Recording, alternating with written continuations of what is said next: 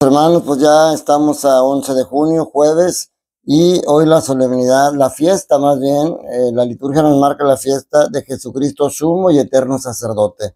Nos marca dos lecturas, la primera, Isaías, capítulo 52, versículos del 13 al final, y versículos del 1 al 12 del capítulo 53, y el Evangelio de San Lucas, capítulo 22, versículos del 14 al 20.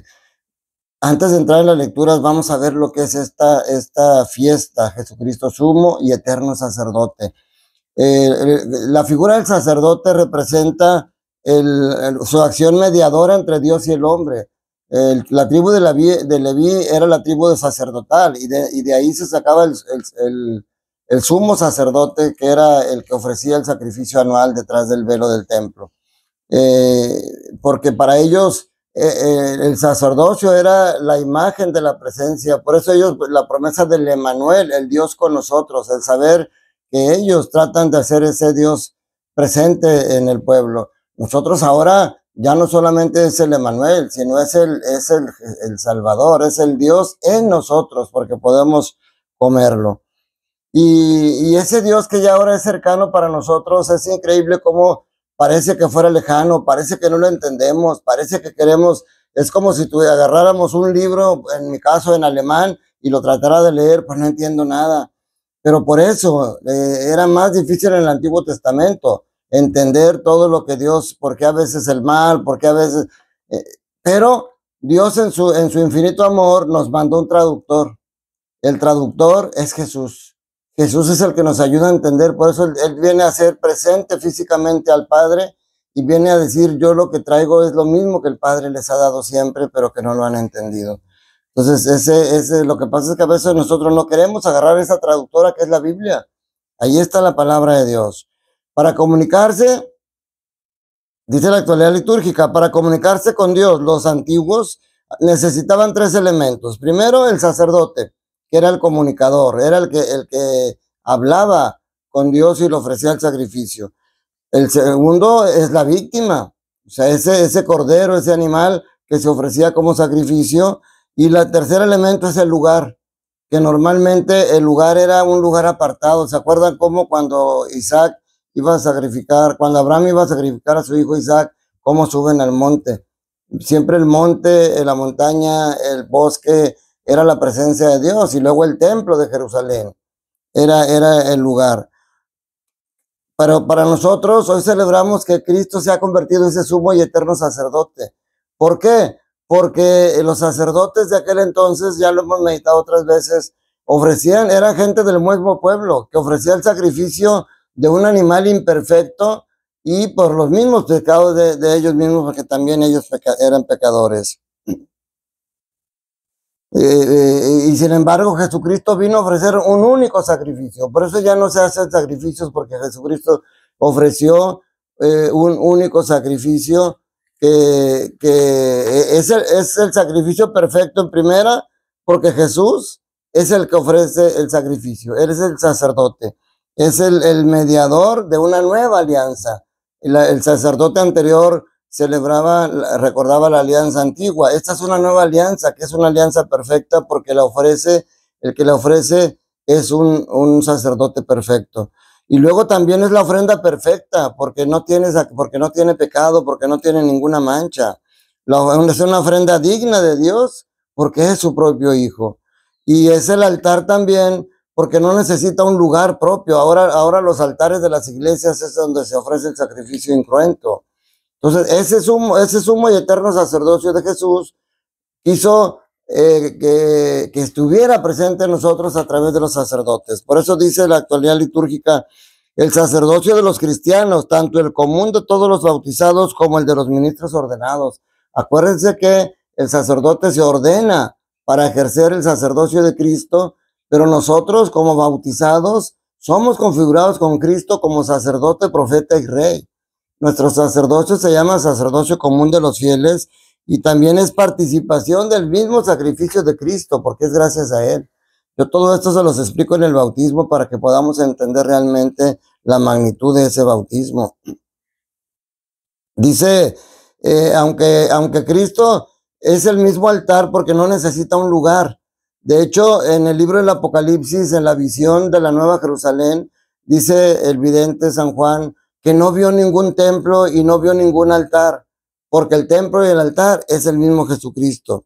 Dice el vidente del Apocalipsis, al ver la Nueva Jerusalén, dice, no vio ningún templo ni un altar, pues el templo era Dios y el Cordero. Es al mismo tiempo el templo y son al mismo tiempo el altar.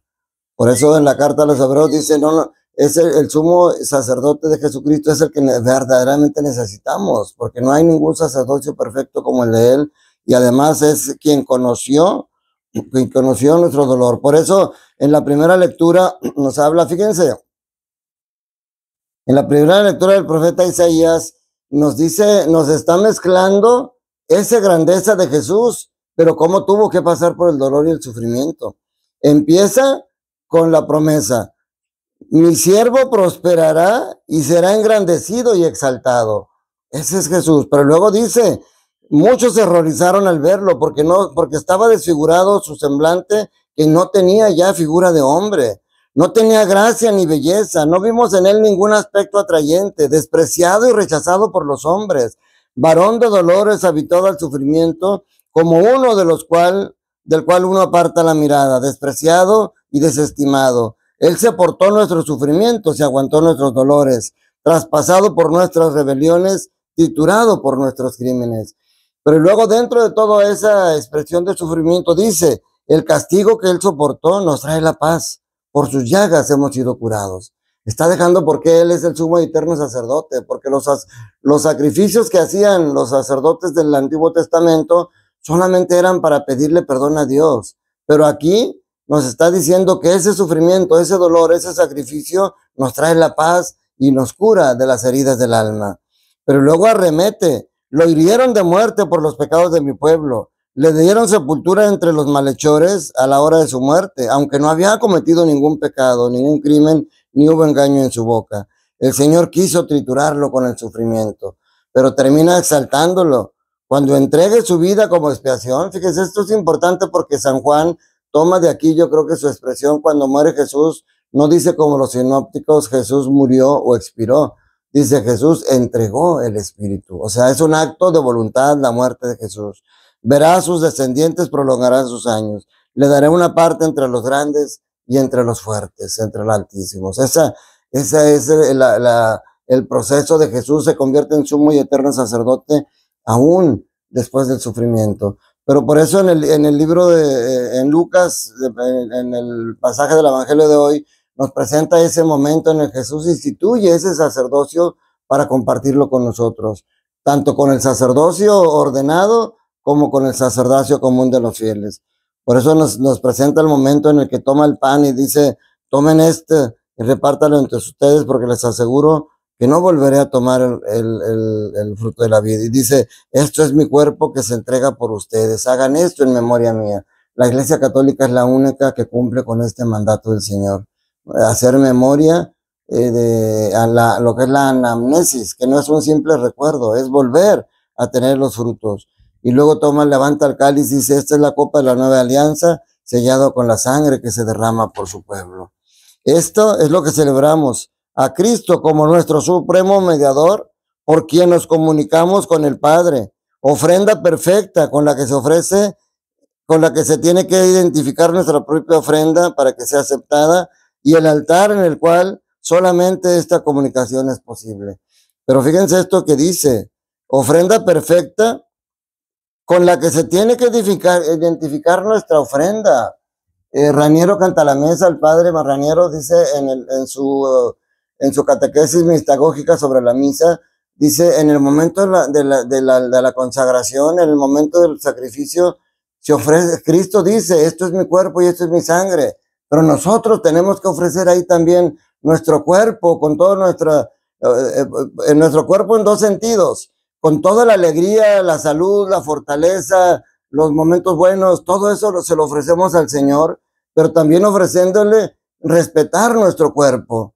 Y luego cuando dice, esta es mi sangre, nosotros le ofrecemos nuestra sangre. ¿Qué significa? Nuestro dolor, nuestro sufrimiento, nuestros problemas, nuestras enfermedades. Todo eso lo ofrecemos también nosotros al altar. Dentro de nuestro sacerdocio común de los fieles, participamos en la liturgia ofreciendo también el sacrificio, ¿no?